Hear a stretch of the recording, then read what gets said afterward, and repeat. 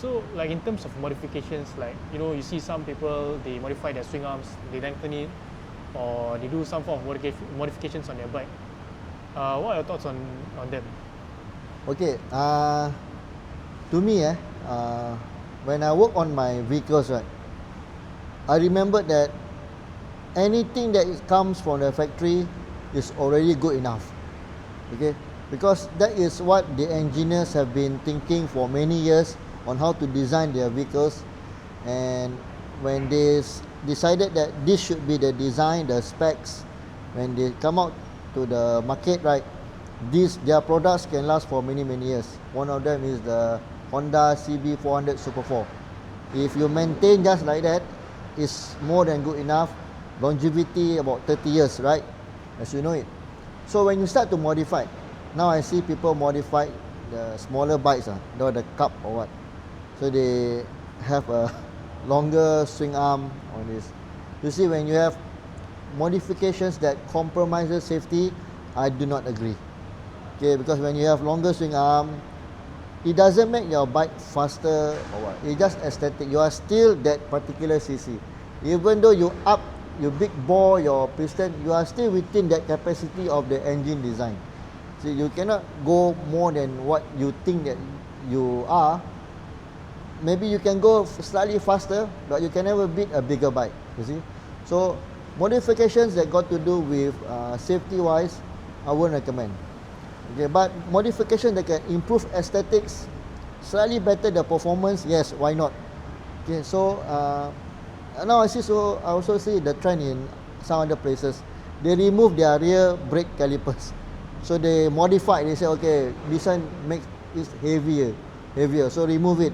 Then the tires from a specific width, they make it narrow, sotong type of tires.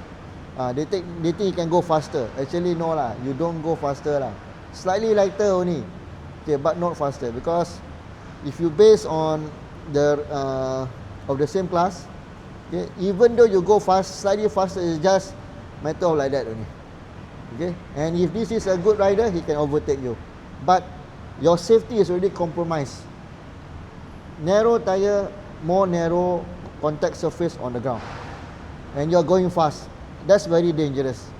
You need to be always have more surface contact on the ground, so that you are safe.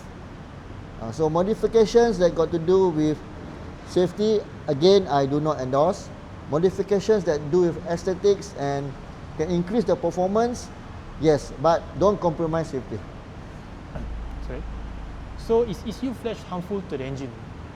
Alright, so okay, so my experience in working on the vehicles, right, I'm more to the mechanical part.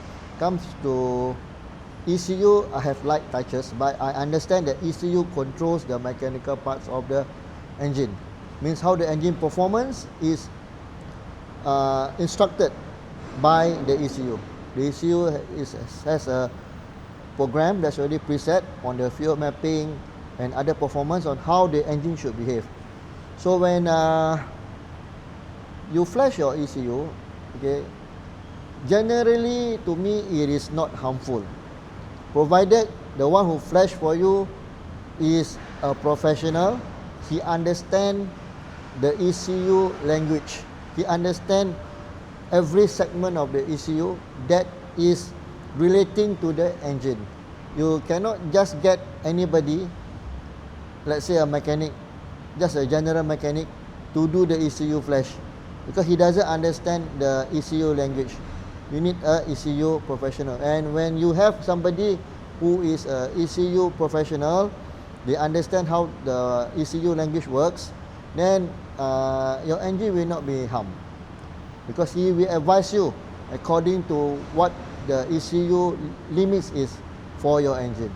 But if you just get aftermarket ECU, then you plug into your motorbike or your car, then your vehicles perform suddenly much better, but it has actually compromised on some of the components inside. The timing had changed, fuel mapping had changed, and is putting strain on the camshaft then you will have a lot of trouble. That's where the humps comes in. Okay, do you use the diagnostic kit? Yes, I do use the diagnostic kit because diagnostic kit allows me to pinpoint exactly where are the fault in the engine. Okay, last time when I learned about engine repairs, I wasn't introduced to diagnostic kit. Okay, I learned to identify issues by visual, by listening, and when I open up the engine, oh, I found that this metal bit has chipped off, or this camshaft has grind. This is how I saw. But when more sensors are introduced to the engine, then suddenly I found out that it is reflected on the speedometer lah. This fault, this fault, this fault. That was on motorcycles or cars that have such indicators, but not all faults, not all fault codes will be shown on the speedometer. Usually they just show a simple engine check light, so you actually don't know what's going on to your vehicle because it was controlled by your ECU and a lot of sensors. That's where I need the diagnostic kit. The diagnostic kit will be able to tell me, pinpoint to me exactly which sensor failed, which compartment needs to be which needs my attention. So it makes my work easier.